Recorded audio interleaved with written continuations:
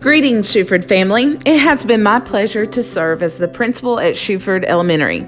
We've spent the last 4 years sharing our story and belief that we all have a purpose and gifts and talents to share with the world.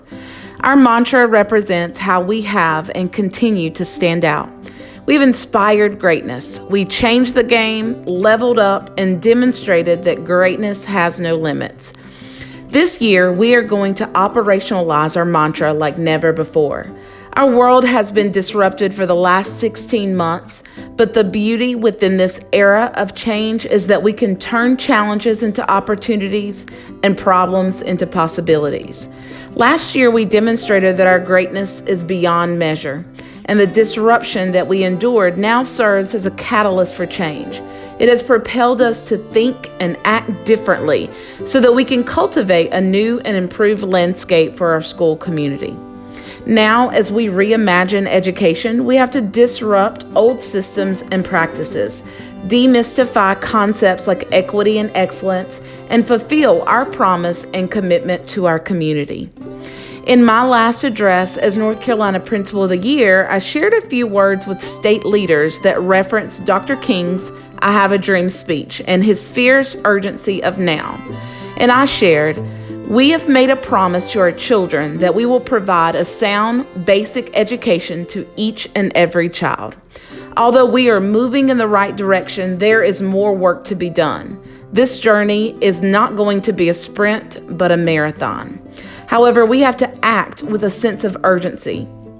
In order to deliver on that promise to our children, it will take courage. It will take courage to create a bold vision and reimagine education. It will take courage to challenge the status quo, and it will take courage to speak up when you see things that are simply not okay. The question that we must ask ourselves is not what we can do differently, but are we ready to do it? I want to challenge us all today to transform our words into actions.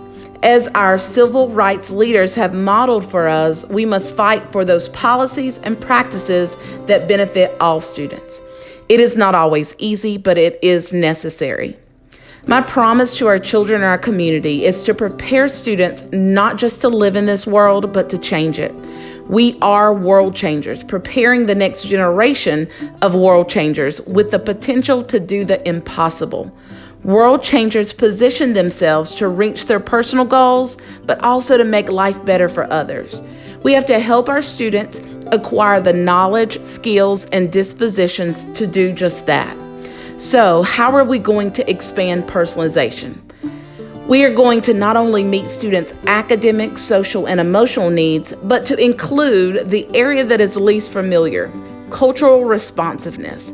How do we make our students and families feel included? How are we going to extend personalization to provide experiences where students ask questions, collaborate, exercise their creativity, and approach the world with a critical lens?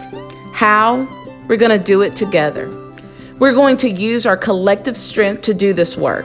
We're going to disrupt this concept that we have to work harder or sacrifice ourselves to achieve our goals. No, it's a myth. We will work smarter and infuse healthy practices into our everyday lives so that we can be at our best for our students. I am so very thankful to be among the best, the brightest, and the most brilliant people I know. So this year, I dare you to be bold. That's what it takes to be a world changer. It's more than a mission, but it's a movement. And now I invite you to join this #BeBoldWorldChangersmovement with me. I'll see you soon.